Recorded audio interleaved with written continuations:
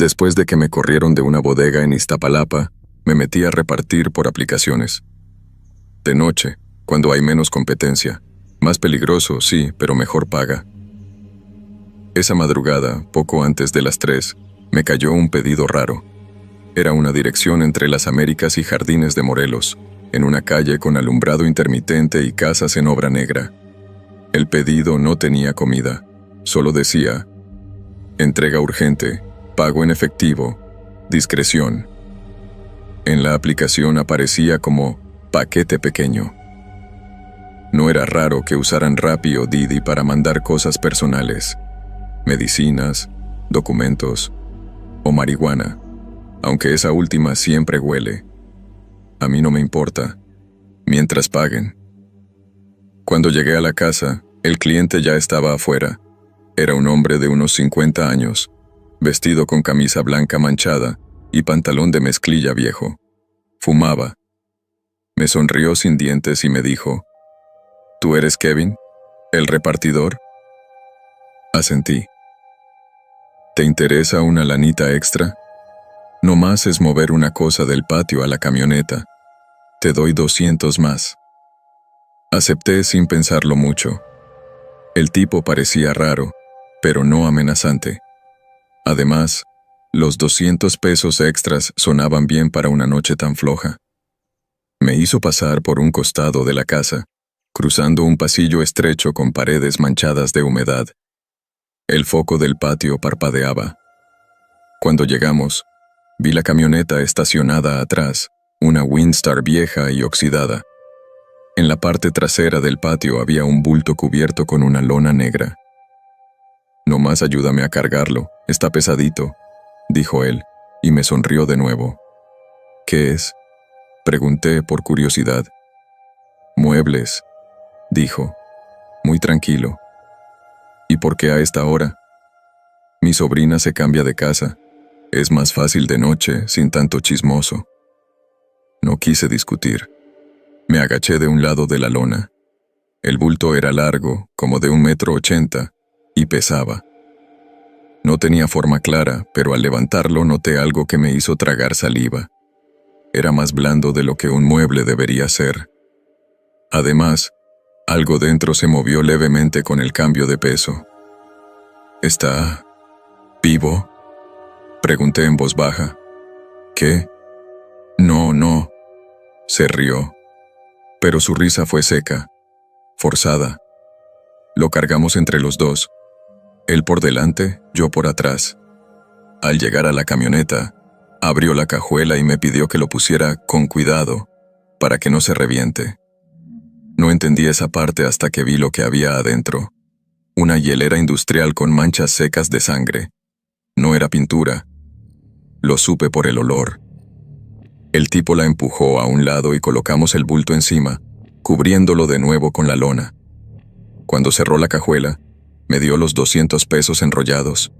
Me dijo: «Esto no lo entregas tú, ¿eh? Ya con eso está. Gracias por el paro». Me dio la espalda y regresó al patio, pero yo no me moví. Algo me decía que había algo muy mal. Empecé a caminar lento hacia la calle, pero al pasar junto a una ventana vi adentro de la casa. Había un cuarto lleno de bolsas negras. Muchas. Amontonadas. Como basura. Pero el olor no era basura. Me subí rápido a la moto, encendí el motor y salí pitando. Pero no me fui. Me estacioné a 2 calles, apagué las luces y marqué al 911. No dije mi nombre. Solo di la dirección y dije que había visto sangre y un posible cadáver en una camioneta. Me quedé ahí, a oscuras, viendo si llegaban. Y sí llegaron. Patrullas. Rápido. 2. Me acerqué caminando, fingiendo que pasaba por ahí. Vi cómo uno de los policías sacaba su radio con cara seria. El otro le pedía al tipo que abriera la camioneta. Él se negó. Fue entonces cuando lo esposaron. No puso resistencia. Apenas hablaba. Yo quería irme, pero algo me detenía, como si ver todo me fuera a dar paz. Cuando abrieron la cajuela y quitaron la lona, uno de los policías vomitó. El otro se alejó corriendo. Yo no alcancé a ver qué había, pero supe que no era un mueble. Después llegó una ambulancia, y luego el Ministerio Público. Era un circo. Me fui antes de que alguien me reconociera. 3 días después, vi la noticia en Twitter. Detienen a hombre por transportar restos humanos en camioneta en Ecatepec. Vecinos reportan olores extraños desde hace meses. Se investigan al menos 4 cuerpos. 4. Pensé en las bolsas que vi dentro de la casa. Pensé en la hielera. Pensé en sus palabras, para que no se reviente. No dormí esa noche, ni la siguiente. Empecé a evitar pedidos en esa zona. Me cambié a Coyoacán. Me alejé. Pero hay algo que no me deja. El tipo sabía que yo no lo iba a reportar. Me lo dijo con los ojos. Como si todos los días alguien más lo ayudara a mover cosas del patio a la camioneta. Desde entonces, cada que suena el timbre de la aplicación de reparto en la madrugada, siento que me están viendo. Que alguien más me va a ofrecer una lanita por ayudar a cargar algo. Y sé que si lo acepto otra vez, tal vez ya no salga caminando.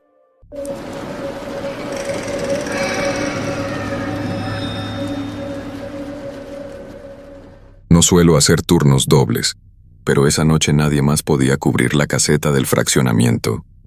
Era miércoles, mitad de semana, y en teoría no pasaba nada en Las Fuentes, uno de esos fraccionamientos tranquilos de Guadalajara que se ven más seguros de lo que en verdad son.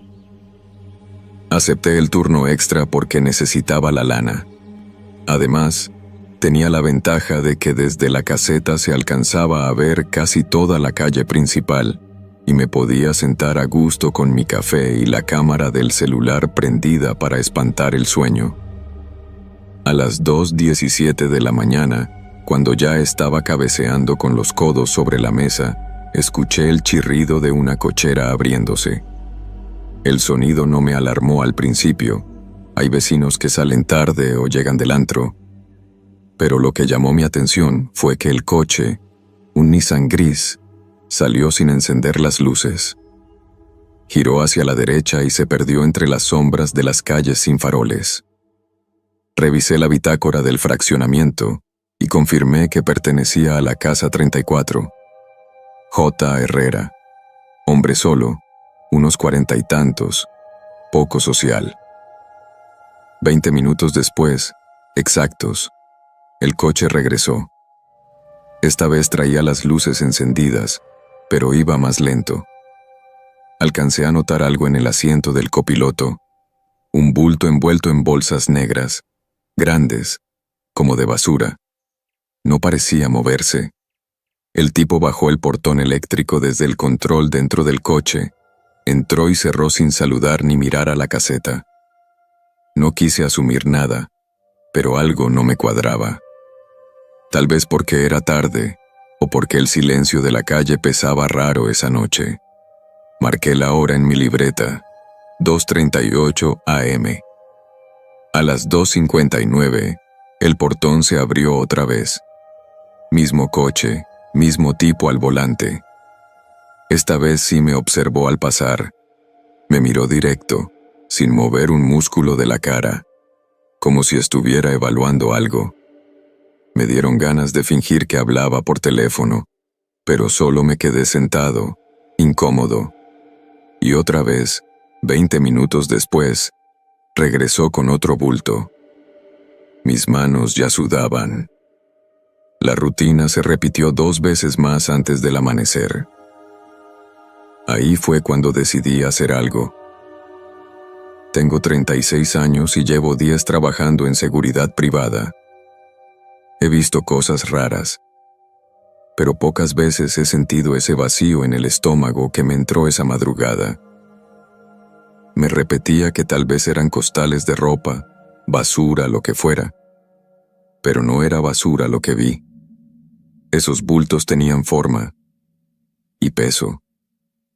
A las 3:42 am, cuando el coche se fue por tercera vez, abrí mi libreta y anoté la hora, el sentido de salida y detalles del auto. Luego marqué a Gustavo, mi supervisor. No respondió. Le dejé un audio. Oye, jefe, el de la casa 34 ha salido 3 veces con bolsas grandes en el asiento del copiloto. Regresa cada 20 minutos. No sé qué está haciendo, pero me late mal. Te aviso por si hay que hacer algo después. Guardé el celular y salí de la caseta. Caminé hacia la banqueta fingiendo revisar las cámaras, pero realmente estaba tratando de ver por encima de la barda del número 34. La casa era de 2 plantas, con jardín frontal y cochera techada. Todo cerrado. Oscura. Me regresé a la caseta, incómodo. La calle estaba en silencio total. El siguiente retorno del Nissan fue igual. Luces apagadas al salir, encendidas al regresar, y el mismo patrón de las bolsas negras. Esta vez me fijé más. El bulto no estaba en el asiento del copiloto, sino en la parte trasera. Algo sobresalía por debajo de la bolsa. Algo como una bota. Ahí supe que no podía quedarme cruzado de brazos. Pensé en llamar a la policía, pero si resultaba ser falso, perdería el trabajo. Además, el tipo vivía ahí, tenía sus credenciales en regla, y no había antecedentes. Pero entonces, se me ocurrió algo. Al salir en su 5º viaje, marqué su número de casa desde el registro de residentes. Sabía que tenía cámara Ring en la puerta, y si contestaba, podría verle la cara o al menos provocarle una reacción. No contestó.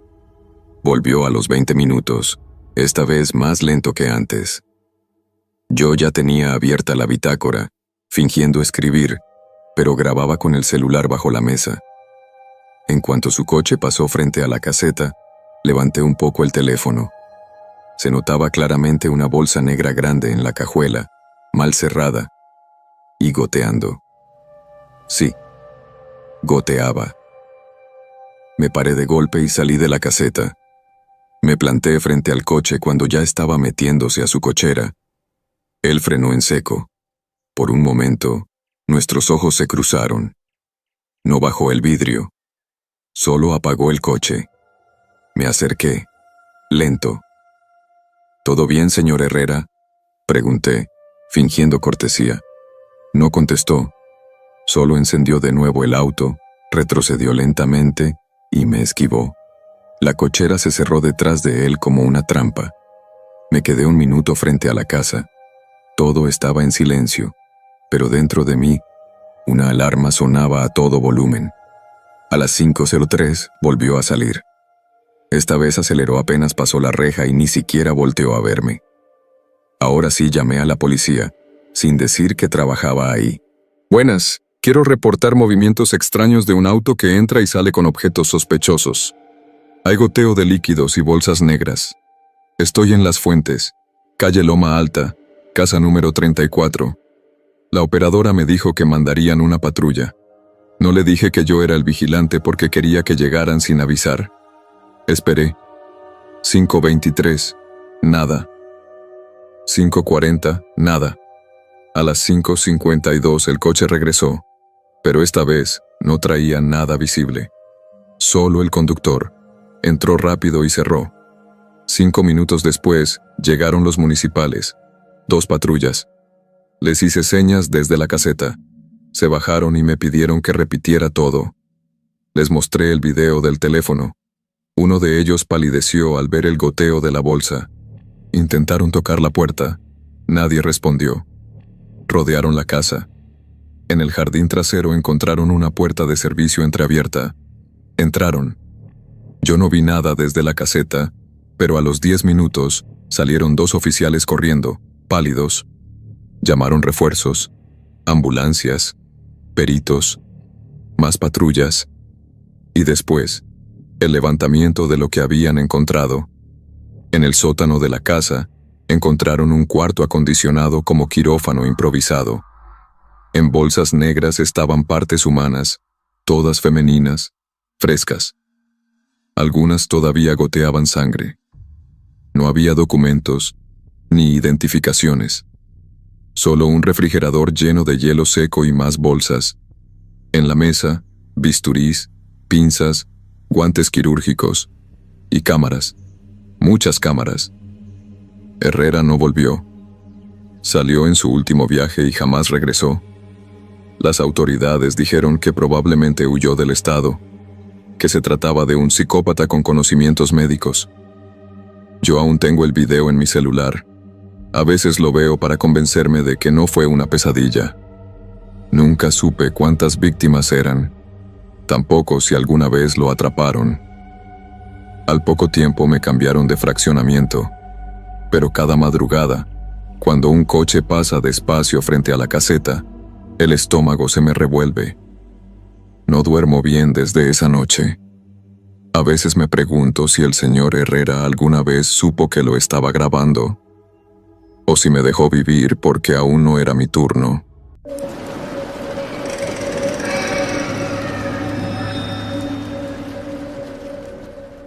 Eran las 3:17 de la madrugada cuando tomé la libre hacia la CDMX. Había salido tarde de Cuernavaca, después de quedarme más tiempo del planeado en casa de un amigo. La autopista estaba cerrada por mantenimiento nocturno, así que no me quedó de otra más que agarrar la vieja libre.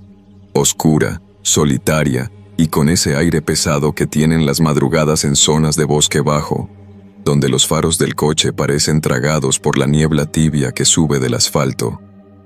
Llevaba las ventanas arriba y el estéreo bajito, más por paranoia que por precaución. Desde siempre me han inquietado los caminos desiertos. Hay algo en la combinación de árboles densos, curvas ciegas y la ausencia total de civilización que me pone los nervios de punta. Y más en esa carretera, con su fama maldita. Secuestros, asaltos, gente que desaparece sin dejar rastro. Pasaba por un tramo angosto, justo después de Tres Marías, cuando vi la camioneta, estacionada a la orilla, medio invadiendo un carril, blanca de esas tipo SUV, con las luces intermitentes prendidas, el motor apagado y todas las puertas abiertas. Las 4. Como si quienes iban dentro hubieran salido corriendo, dejando todo atrás. Frené instintivamente. No sabía si detenerme, pero algo muy dentro de mí, me dijo que lo hiciera. Y lo hice. Apagué mi coche y encendí las luces altas para ver mejor. No había nadie a simple vista. La camioneta parecía nueva, de esas que no tienen ni un año de uso, con placas del Estado de México. Bajé con el corazón acelerado, echando un vistazo rápido alrededor. Silencio absoluto. Solo el sonido lejano de los árboles moviéndose con el viento y los clics suaves de los intermitentes parpadeando. Me acerqué por el lado del conductor. La puerta estaba abierta, como si alguien acabara de bajarse. No había señales de forcejeo, ni sangre, ni vidrios rotos.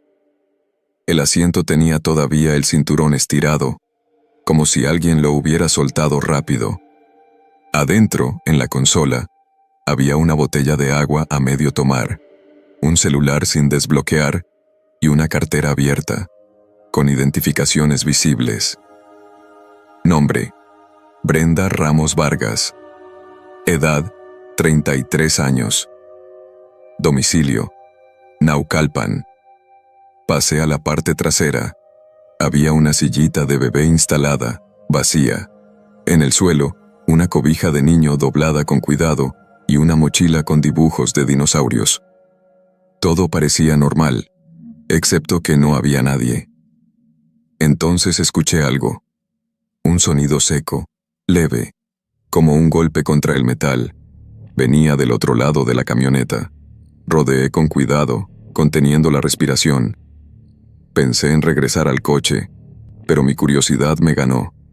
Al dar la vuelta, no vi a nadie, pero sí noté algo que antes no había visto. El cofre estaba ligeramente abierto. No soy mecánico, pero sé lo básico. Abrí el cofre y noté que alguien había cortado mangueras. El motor estaba inutilizable. Eso no era una avería, era sabotaje. Y eso me hizo retroceder de inmediato. Di unos pasos atrás, y justo en ese momento, escuché otro sonido. Esta vez, más claro. Un crujido de hojas y ramas, como si alguien caminara dentro del bosque, a no más de 10 metros de la carretera. Me quedé inmóvil. Silencio. Luego, otro sonido. 2 pasos. Más cerca. No veía a nadie, pero el bosque denso junto al camino era ideal para ocultarse. Tragué saliva. Ya no quería estar ahí. Regresé corriendo a mi coche. Lo encendí, pero no avancé. Algo me detuvo. Miré por el retrovisor y luego por el espejo lateral. No sé por qué lo hice. Tal vez era una mezcla de miedo y responsabilidad. ¿Y si alguien necesitaba ayuda? ¿Y si había niños involucrados? Decidí hacer algo estúpido. Saqué mi celular y marqué al 911. Expliqué la situación lo más rápido que pude.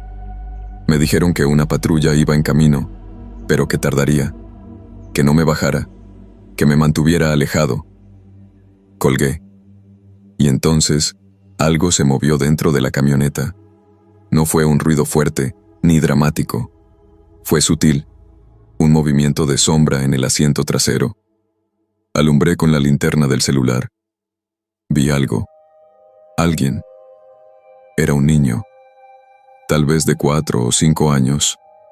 Estaba agachado, escondido entre los asientos, abrazando una mochila. Me congelé. El niño me miró directo. No lloraba. No hablaba. Solo me veía. Bajé del coche sin pensar.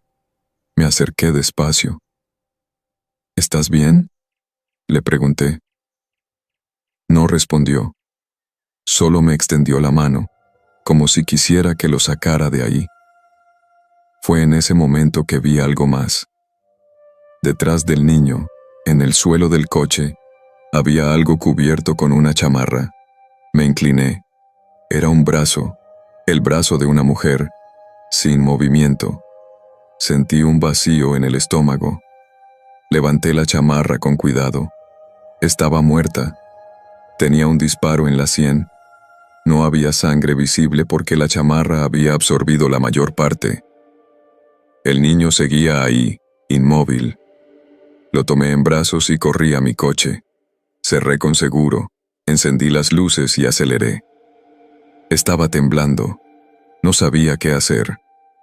Me estacioné un poco más adelante, justo frente a una tienda cerrada. Llamé de nuevo al 911. Me pidieron que esperara, que no me moviera. El niño se quedó dormido en mis brazos. 22 minutos después llegó la patrulla. Cuando los oficiales vieron al niño y escucharon lo que había en la camioneta, cambiaron el tono de inmediato. Me pidieron que no dijera nada, que no hablara con nadie hasta que llegaran los de la fiscalía.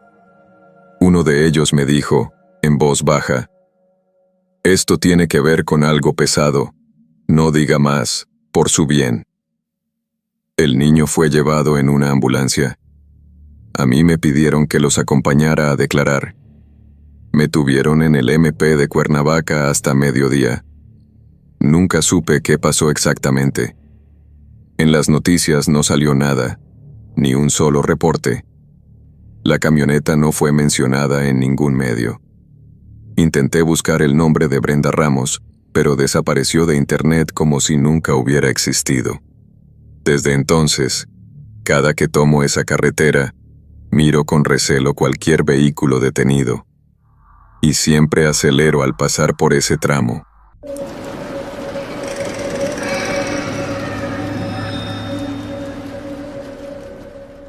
Siempre he sido de insomnio ligero.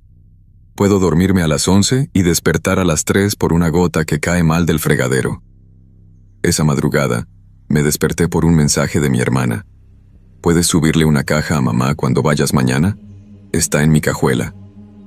Me lo mandó a las 3:02 am. Supongo que se desveló o tenía pendiente. El punto es que el mensaje me hizo acordar que mi coche ya estaba estacionado, que tenía tiempo sin moverlo y que debía bajarle unas cosas antes de que se llenaran de humedad. Así que bajé en pijama, con una chamarra y los tenis sin calcetines. No esperaba ver a nadie. El estacionamiento del edificio, en la colonia Narvarte, a esa hora siempre está vacío. El lugar huele a humedad y gasolina vieja, como si los carros estuvieran todos enfermos. Caminé hacia mi coche, que estaba al fondo, en la esquina del sótano, pero antes de llegar, noté luz en uno de los cajones más cercanos a la salida. Al principio pensé que era el reflejo de algún coche con la cajuela abierta, pero no, era el señor Salvador, mi vecino del 304.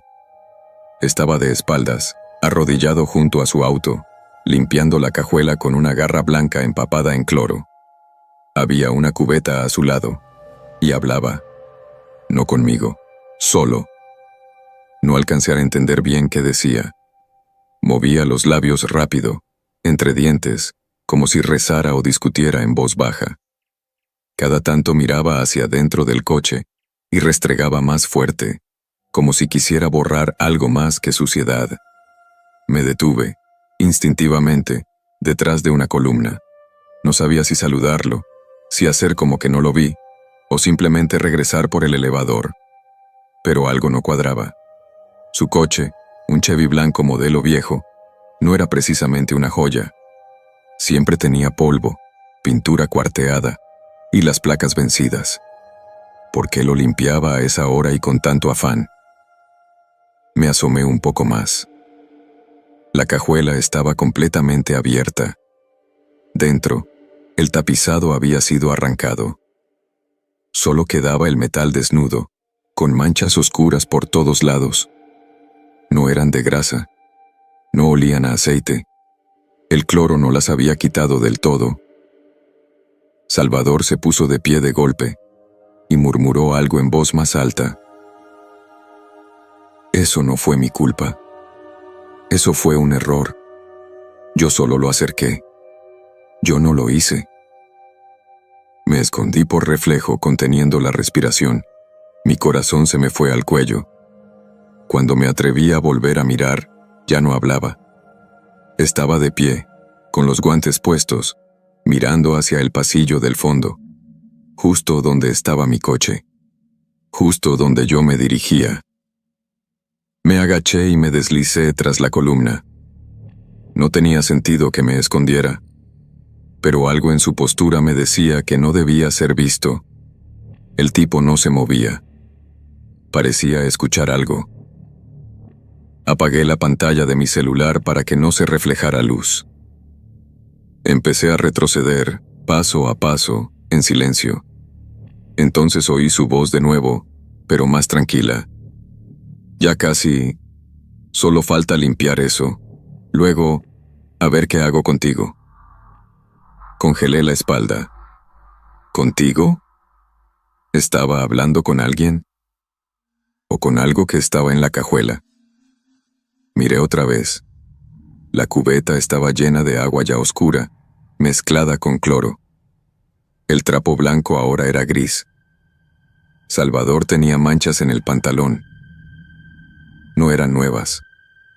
No parecían de cloro. Parecían más secas, cobrizas. Me arriesgué y saqué el teléfono para grabar. Solo unos segundos. Apenas enfoqué la imagen, mi linterna se prendió sola. Un parpadeo accidental. Lo suficiente para que él volteara. Nos vimos. Él desde su auto, yo tras la columna. El tiempo se detuvo. No dijo nada. Cerró la cajuela con fuerza. Tiró el trapo al suelo. Luego caminó hacia mí, rápido, con una mirada que no había visto en mi vida. No era enojo, era miedo. ¿Qué haces aquí? Me preguntó, con voz tensa. Intenté disimular. Vine a sacar unas cosas del coche. Me llegó un mensaje de mi hermana. Se quedó callado. Luego bajó la mirada a mi celular. ¿Grabaste algo? Negué de inmediato, guardándolo en la chamarra. ¿Qué vas a grabar? ¿La peste? No manches. Me llegó hasta acá. Hizo una mueca.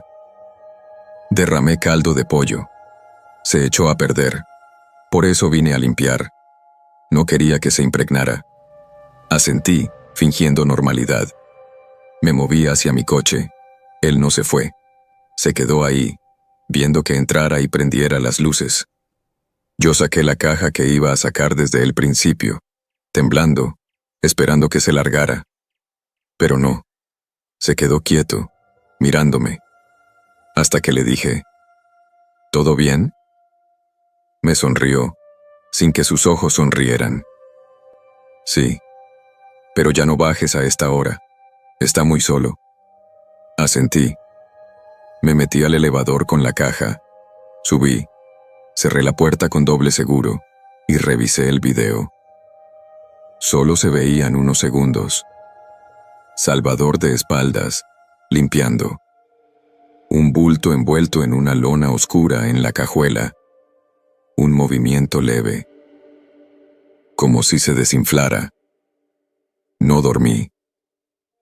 Llamé al 911 al amanecer, denunciando algo raro.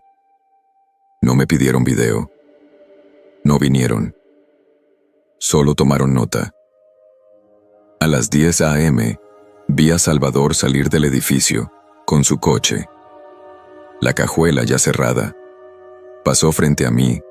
Me saludó como si nada. Esa tarde, una señora del 201 pegó un cartel en el elevador. ¿Alguien ha visto a José? No regresó ayer. Salió por última vez a las 10 p.m. José era su nieto. Tenía 15 años.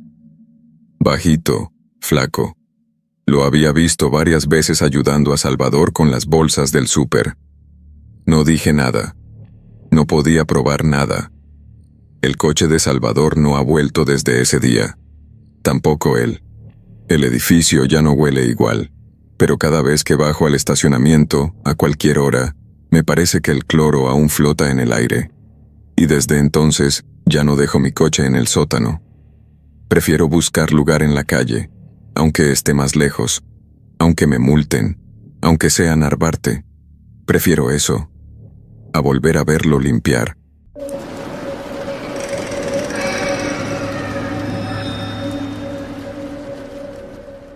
Me llamo Daniel, tengo 34 años y soy técnico dental en un pequeño consultorio al sur de Monterrey, en la colonia Country. Llevo ahí 5 años, y aunque el lugar tiene sus años, es limpio, funcional y lo suficientemente acogedor para quien pasa más de 12 horas diarias encerrado entre fresas, resinas y olor a clavo y anestesia. La doctora Padilla, la dueña, es buena gente, pero estricta con los horarios. Y como sabe que soy más responsable que muchos, me dio copia de las llaves hace un año, por si algún día se ofrecía que me quedara más tarde a trabajar.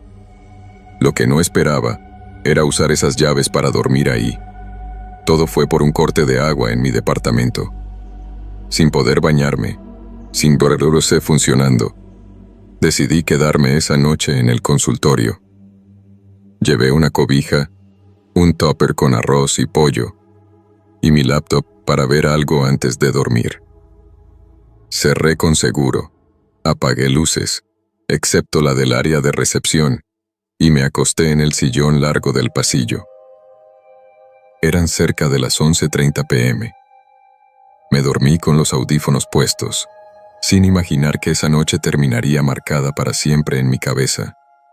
Me despertó un sonido seco, como cuando alguien deja caer un instrumento metálico sobre el piso. Me quité los audífonos. Silencio. Me senté, palpitándome el pecho. Miré el reloj del celular. 2:47 a.m. En el ambiente había ese silencio denso que solo existe en lugares que nunca fueron pensados para dormir. Me quedé sentado unos segundos, dudando si lo había soñado. Me levanté, caminé despacio por el pasillo oscuro. Pasé junto a la sala de espera, la cual parecía congelada, inmóvil. Avancé hasta la mitad del pasillo. Al fondo, la puerta del quirófano estaba entornada. Estoy seguro que la había dejado cerrada. Metí la cabeza y prendí la luz. Todo en orden. El equipo guardado, las lámparas dentales apagadas, las bandejas vacías. Respiré hondo. Seguro fue la ventana vibrando con el viento, pensé. Cerré la puerta y regresé al sillón. 40 minutos después, otro ruido. Esta vez era un cric, cric, cric, como si alguien girara una perilla de metal con fuerza. Me levanté de golpe. Venía del quirófano otra vez. Caminé sin encender luces, con el corazón en la garganta. Al llegar al fondo del pasillo, lo vi. La puerta del quirófano, otra vez abierta, esta vez completamente. Entré con la linterna del celular encendida. Revisé todo. En la bandeja junto al sillón había instrumentos que antes no estaban. Una pinza hemostática, un espejo bucal y un elevador. Me quedé quieto, sin respirar. Esos no los dejé ahí. De hecho, los había guardado en la charola superior del gabinete. Fui hasta allá. Estaba abierta. Escuché un chasquido detrás de mí. Me giré, pero no había nadie. Entonces, volví al pasillo y caminé hacia la recepción, a revisar la puerta principal. Estaba cerrada con llave y pasador. Me aseguré de nuevo. Nadie había entrado. Volví al quirófano, esta vez con una idea fija. Grabar. Dejé el celular apuntando hacia la entrada, con la cámara encendida en video, y me encerré en el baño de servicio del fondo, con la luz apagada. Tardé más de 1 hora en escuchar algo. El video seguía grabando. Primero un zumbido, como de motor dental encendiéndose, y después, el ruido claro del escupidero automático soltando agua. Me paralicé. No había forma de que eso se activara solo. Me acerqué a la puerta, tratando de no hacer ruido, mientras grababa con el otro celular en mano. A través de la rendija de la puerta, vi la silueta de alguien pasar por el pasillo, lento, sin prisa. Una figura alta, flaca. Me agaché de inmediato. Mi garganta se cerró. Quise llorar, pero me obligué a pensar. Esto tiene que tener una explicación racional. Esperé en ese baño por más de 1 hora. Al salir, no había nadie. Reproduje el video. El primer clip captó el sonido del escupidero y algo más. Una figura entra al quirófano, pero la cámara vibra, como si alguien la hubiera movido. No se ve su rostro, solo la bata blanca. La cosa más rara es que, en un momento, la figura se detiene frente al sillón y empieza a preparar instrumental, como si estuviera por atender a un paciente invisible. Decidí buscar en las cámaras de seguridad. Subí al área administrativa, donde está el DVR. Pero cuando encendí la pantalla, las grabaciones estaban en blanco, sin señal desde las 2:44 a.m. Solo una cámara había seguido grabando, la que apuntaba a la entrada. Revisé ese archivo. Nadie entró. Nadie salió. No pude más. Agarré mi mochila, mis cosas, y salí del consultorio. Afuera ya empezaba a amanecer. Caminé hasta un Oxxo y esperé ahí 2 horas, hasta que fue 1 hora decente para llamar a la doctora. Cuando le conté, no se sorprendió. ¿Y no viste bien quién era?, me preguntó con calma. No, pero traía bata. Alta, flaca. No reconocí la voz. No habló, pero parecía que sabía dónde estaba todo. Guardó silencio un segundo. Hace 2 años, tuvimos un asistente, Eduardo, técnico también. Era obsesivo con el orden. Se sabía de memoria cada instrumental. Un día se quedó a dormir en el consultorio porque vivía lejos. Al día siguiente no vino. Lo encontraron semanas después, en un terreno baldío cerca de San Nicolás. Nunca supimos qué pasó. La policía dijo que no fue robo, pero desde entonces hay noches en que pasan cosas raras. Tragué saliva. ¿Y por qué nunca me dijo nada?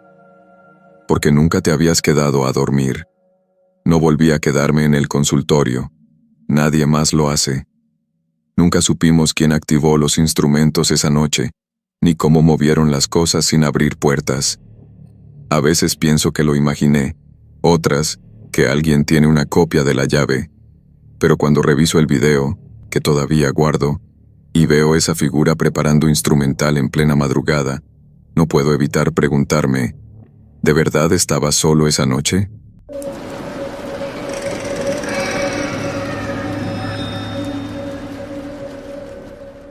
Esa noche no me iba bien.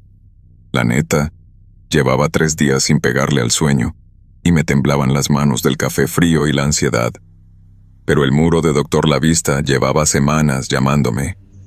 Nadie lo había tocado desde que se cayó un pedazo con la tormenta del mes pasado. A mí me tocaba. Esa pared era mía. Eran las 2:47 de la mañana cuando empecé a preparar los aerosoles en mi mochila. Caminé desde viaducto con la capucha bien puesta y los audífonos apagados. Siempre me los pongo, aunque no esté escuchando nada, para que nadie me hable. Los vecinos de la Doctores no son de los que saludan con una sonrisa. Si te topas a alguien después de la medianoche, lo mejor es no verlo a los ojos. La calle estaba muerta. Faroles fundidos, perros callejeros echados como costales rotos, y ese olor a aceite viejo con orina seca que flota entre las banquetas. Me acomodé frente al muro y comencé con el fondo. Mis dedos se aflojaron cuando el aerosol tocó el concreto. Era como meditar, pero con adrenalina. Estaba tan metido que no escuché la camioneta hasta que ya estaba estacionada. Fue como si la hubieran materializado del silencio. Negra, sin placas, luces apagadas. Se detuvo frente a una vecindad que lleva años abandonada, la que está entre el consultorio dental y la tlapalería.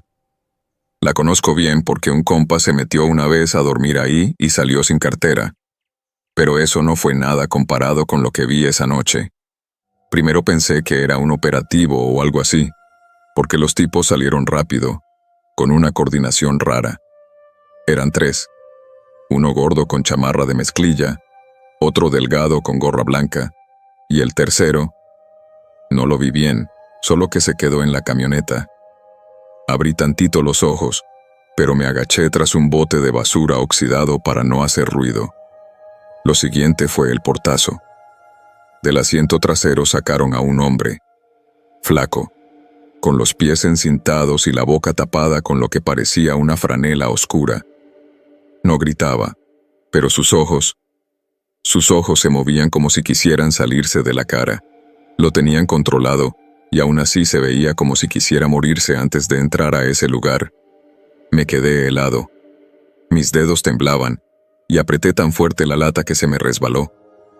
Cayó al piso y rebotó con un clac que me sonó como una bomba. Me agaché al instante, cerrando los ojos, rezando en silencio. No escuché pasos, ni gritos. Solo un silencio más espeso que el smog del amanecer. Luego, una voz seca. ¿Oíste algo? Un gato, güey. Se rieron. Una risa sin alma. Luego empujaron al tipo adentro de la vecindad y cerraron la reja de golpe. El tercer tipo se bajó de la camioneta y prendió un cigarro. Caminó unos pasos hasta el poste más cercano. Por un momento pensé que me había visto. Me quedé ahí, en cuclillas, casi sin respirar, sintiendo cómo el corazón me daba contra las costillas como tambor en procesión. El tipo soltó el cigarro y volvió a entrar a la vecindad. Ya no salieron. No sé cuánto tiempo estuve ahí. Tal vez 20 minutos. Tal vez una hora. El mural estaba a medio hacer. El rostro de la mujer que había empezado a pintar me veía con una mueca rara, como si supiera que ya nada iba a ser igual. Cuando el silencio se volvió insoportable, me acerqué poco a poco a la reja. Estaba apenas cerrada con una cadena rota. Me asomé. Adentro no había luz, pero podía ver sombras. Una silla tirada, un zapato, un charco oscuro que se expandía como si respirara. Me dieron ganas de vomitar. Me fui. Dejé todo, las latas, los stencils, hasta mi cangurera con las llaves de mi casa. No corrí, pero caminé como si el pavimento me quemara los pies. Volví a casa por calles que no reconocía, como si todo el mapa de la ciudad hubiera cambiado. Esa noche no dormí. Ni la siguiente. Pasaron días antes de que me atreviera a regresar a ver si alguien hablaba de lo que pasó, pero nadie lo mencionaba, como si no hubiera pasado nada, como si ese tipo amordazado se hubiera evaporado. Fui al Oxxo de la esquina, al puesto de tacos, al señor del periódico. Nadie sabía nada, o no querían saber. Un lunes por la mañana, pasé por la vecindad. Ya no estaba abandonada. En la entrada habían colgado una lona blanca que decía: se renta. INEF 5512 X Kichisi. Como si ahí no hubiera pasado nada. Como si no se hubieran llevado a un hombre a su final en plena madrugada. Una semana después, revisando las fotos que tomé del mural antes de empezar, encontré algo. En una de ellas, al fondo, justo donde estaba la camioneta, se ve una figura. Un rostro tras el parabrisas. No era uno de los tipos que vi. Era el del hombre secuestrado, mirando directo a la cámara. La imagen es borrosa, pero su expresión, esa desesperación, ese último intento de ser visto, me paralizó. Imprimí la foto y la pegué en la barda que nunca terminé, al lado de lo que quedó de mi mural. Una forma de decir, yo lo vi, porque si no lo digo, si no dejo prueba, entonces sí que nunca pasó. Desde entonces no vuelvo a rayar de noche. Pero a veces paso por esa calle. La vecindad sigue ahí. Las cortinas del segundo piso siempre están corridas. Y una noche, hace poco, vi a alguien detrás del cristal. Solo una silueta. Pero juro por Dios que llevaba una franela oscura en la boca.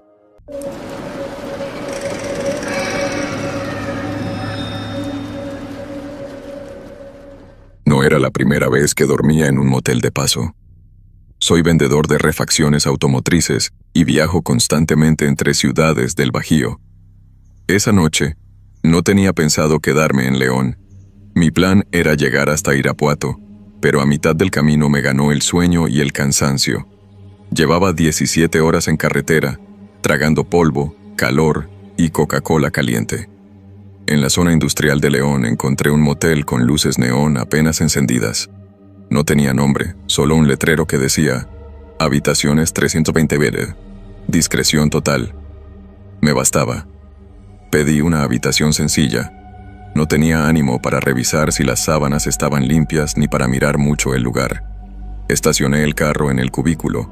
Entré directo al cuarto y me dejé caer en la cama sin siquiera quitarme los tenis. Eran las 12:47 de la madrugada. Puse una alarma para las 6:00 y me rendí al sueño. Me desperté con una sensación de incomodidad. No era miedo. Era más bien una conciencia aguda de que algo no encajaba. La oscuridad del cuarto era densa, apenas rota por una pequeña línea de luz que entraba desde debajo de la puerta. No había ruido, ni carros, ni voces, solo el zumbido tenue del ventilador en el techo. Fue entonces cuando la vi moverse. La manija de la puerta giró despacio, se detuvo, volvió a girar, otra vez, 1, 2, 3 veces más, en silencio, sin golpes, sin nadie diciendo, ¿hay alguien ahí? Solo la manija girando, en una madrugada sin nombre, en una habitación que no era mía. Mi primera reacción fue quedarme quieto, ni siquiera parpadeé. Me dije que quizás era el viento. Tal vez la puerta estaba mal cerrada, pero no. Escuché claramente cómo se activaba el resorte metálico del pestillo al intentar abrirse. Esa presión seca, repetida, insistente, como quien sabe que hay alguien adentro, pero no quiere anunciarse. Miré el reloj del celular. 3:12 a.m. Me levanté sin hacer ruido, descalzo, y me acerqué despacio a la puerta. No había mirilla, solo una cerradura vieja y un seguro de cadena oxidada. No quise hablar, ni preguntar quién era. Me pegué al muro y escuché. Nada, ningún sonido al otro lado, solo la manija girando, cada cierto tiempo, en silencio. Estuve ahí 20 minutos, inmóvil, con el corazón en la garganta. Luego me regresé a la cama, encendí la lámpara de buró y revisé el cuarto. No había teléfono, ni cámaras, ni ventanas al exterior. Solo una puerta trasera que supuse conectaba con el baño, pero estaba clausurada con una tabla de triple clavada. No podía dormir. Cada 10 minutos la manija volvía a girar, siempre con el mismo ritmo, como si siguieran un patrón, una rutina. No era un ladrón improvisado. Era alguien con tiempo, alguien paciente. Pensé en llamar a recepción, pero me di cuenta de algo. Nunca me pidieron identificación al entrar. Solo pagué en efectivo y me dieron una llave con el número 26, escrito con plumón. Ni cámaras en el estacionamiento, ni personal visible, ni siquiera una recepción como tal. Solo un interfono donde hablé con una voz masculina que me indicó la habitación. Me fui directo, agotado, sin cuestionar nada. Entonces, me surgió una pregunta. ¿Cómo supieron que había alguien en este cuarto? Afuera no hay ventanales. El carro está oculto por la cortina metálica del cubículo. Nadie podría saber si está ocupado, a menos que me estuvieran observando desde que llegué. Volví a asomarme a la puerta. La manija seguía girando a intervalos, sin fuerza, sin romper nada, como tanteando, como esperando. Sentí un impulso de abrir y enfrentar a quien fuera, pero no lo hice. Algo me decía que no era alguien buscando robarme. Nadie pasa una hora entera intentando abrir una puerta sin hacer ruido, sin desesperarse, sin irse. Esto era otra cosa. Revisé mi celular, sin señal, ni datos, ni llamadas. Desactivé el Wi-Fi y lo volví a activar. Nada, como si el lugar estuviera en una burbuja muerta. Me acerqué a la puerta una vez más. Me armé de valor y hablé con voz fuerte. ¿Qué quiere? Silencio.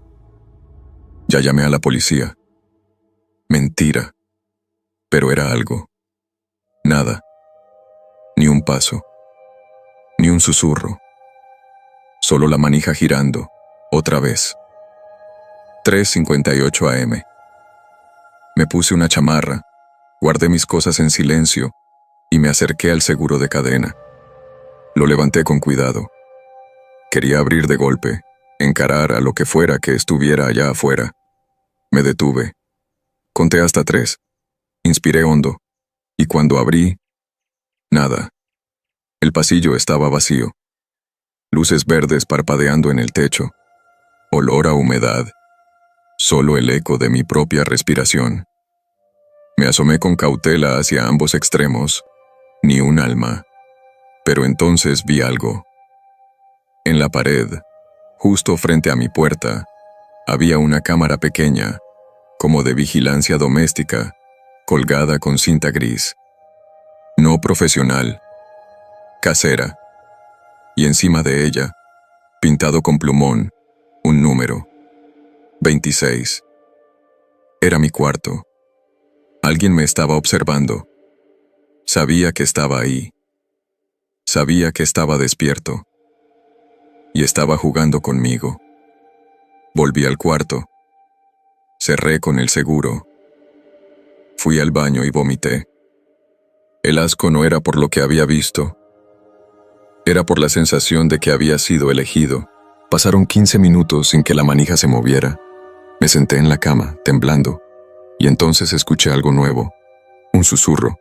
Una voz. Afuera. ¿Ya lo viste? Me congelé. No era un pensamiento. Era real. Una voz suave, seca, como la de un hombre mayor con la garganta lastimada. Se había dicho despacio, justo afuera de mi puerta. Me acerqué despacio, la adrenalina ya desbordada, el estómago revuelto. No abrí.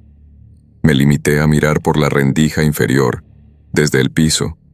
Alcancé a ver unos zapatos negros, sucios, empapados, sin moverse, como si supieran que yo miraba. La voz volvió. Ya sabes por qué viniste aquí. Me eché hacia atrás. Me golpeé la cabeza contra el buró sin querer. Maldije. Me levanté, me puse los tenis y salí sin pensarlo. Corrí hacia el pasillo, giré a la izquierda. Nada. A la derecha. Vacío. Entonces vi algo detrás. El carro. El portón del cubículo estaba abierto, y alguien estaba de pie junto a mi cajuela. ¡Eh! Grité. La figura levantó algo brillante. No vi qué era. Me di la vuelta y corrí. No sabía hacia dónde. Crucé 3 pasillos, uno de ellos sin luz. Todo era idéntico. Puertas, números escritos con plumón, cámaras caseras colgadas con cinta. Me escondí detrás de un carrito de limpieza abandonado. Escuché pasos, no apresurados, rítmicos, tranquilos. Aquí no te buscan, aquí te traen. Me llevé la mano al bolsillo, saqué las llaves del carro, esperé. Y cuando sentí que el silencio era total, salí disparado hacia el cubículo, encendí el motor y salí a toda velocidad. Nunca supe quién era, ni qué querían, pero cada tanto, cuando paso por León, me obligo a cambiar de ruta. A veces me despierto a la misma hora, 3:12 a.m., con la imagen de esa manija girando. Una vez revisé el retrovisor en plena carretera. Lo juro, vi unos zapatos sucios en el asiento trasero. Paré. No había nadie, pero no volví a mirar.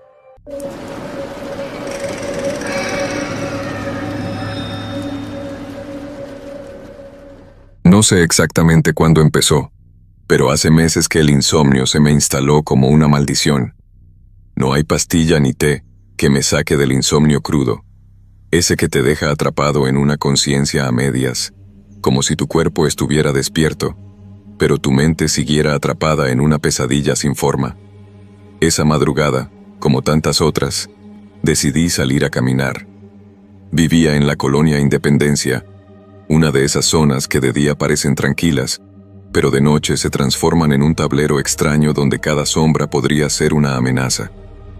Aún así, caminar me ayudaba a calmar la ansiedad, a estirar las piernas y a espantar los pensamientos oscuros. Me puse una sudadera vieja, dejé el celular en casa para no tentar al destino, y salí. Eran casi las 3:20 de la mañana. Las calles estaban desiertas.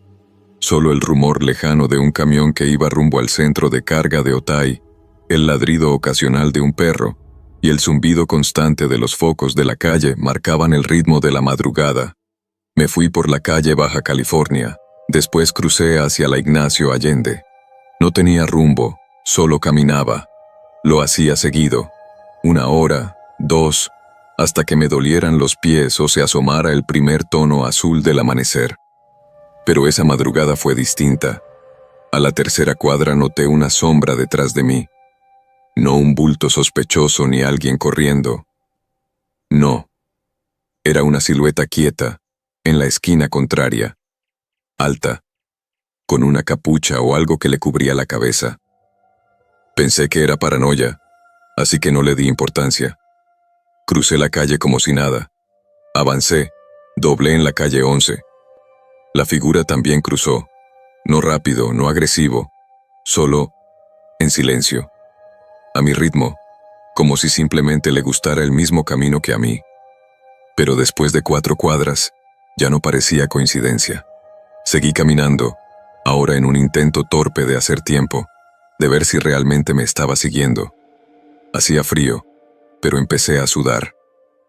En la esquina de la 13 con José María Larroque, me detuve frente a una tienda Oxxo cerrada.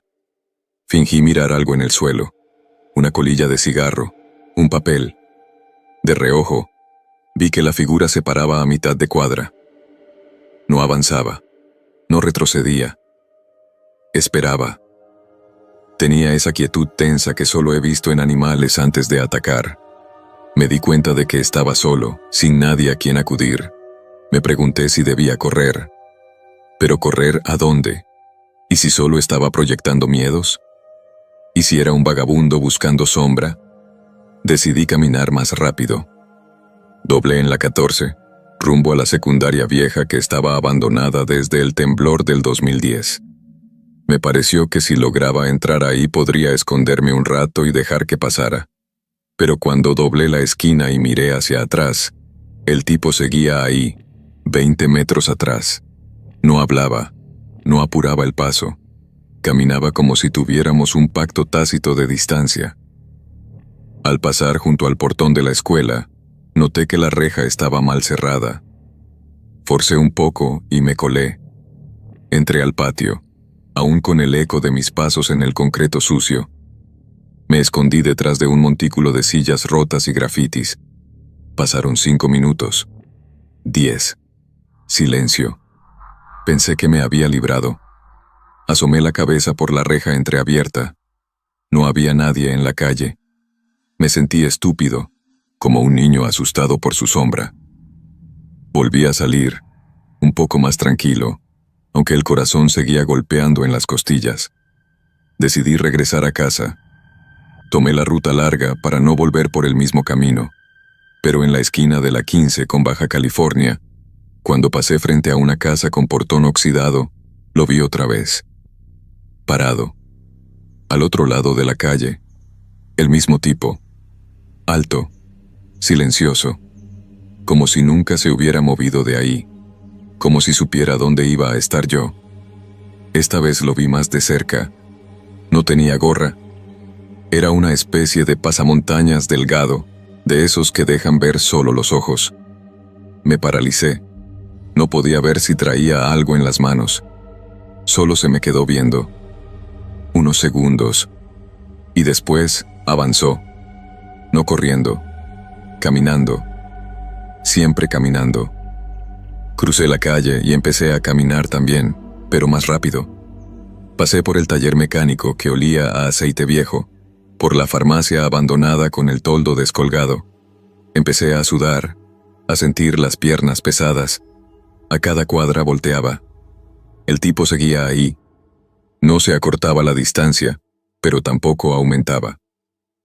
Llegué a una tienda 24 horas que estaba abierta. Pensé en entrar, pero algo me detuvo. ¿Qué iba a decir? ¿Que un tipo me seguía sin hablarme? ¿Que no me había hecho nada, pero yo tenía miedo?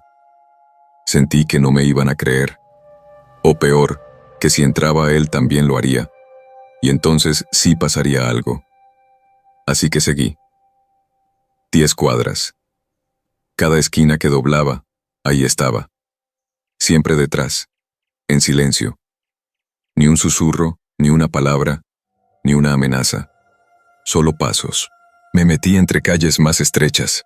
Pasé por la tortillería que ya no abre desde que la asaltaron 2 veces. La fachada aún tiene los hoyos de bala. Pasé por la casa del ruco que le pegaba a su mujer y se mató hace un año. Todo me parecía más denso, más saturado. Cada sombra, cada ruido, cada perro callejero eran una amenaza más. Cuando llegué a la calle donde vivía, sentí un alivio breve, hasta que vi el reflejo de la silueta al fondo, en la esquina. No había forma de que me hubiera alcanzado si venía por otro lado. Solo podía significar una cosa: me conocía, sabía dónde vivía. Me escondí entre dos carros, saqué las llaves del bolsillo con manos temblorosas, esperé a que el tipo doblara la esquina. Pero no lo hizo, no avanzó, solo se quedó parado en la esquina mirándome. No hice ruido, no me moví, esperé 15 minutos. Y entonces el tipo levantó una mano y apuntó con el dedo hacia mí. No tenía prisa, no gritó, solo señaló. Un segundo eterno. Y luego, con la misma calma con la que había caminado todo el tiempo, se dio la vuelta y se fue.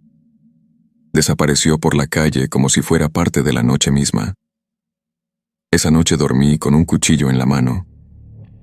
No llamé a nadie, no denuncié, no volví a salir a caminar de madrugada, y desde entonces, cuando bajo la basura, cuando escucho pasos detrás en la banqueta, siempre volteo, porque no sé si esa fue la primera vez que me siguió o la última vez que decidió no hacerme nada.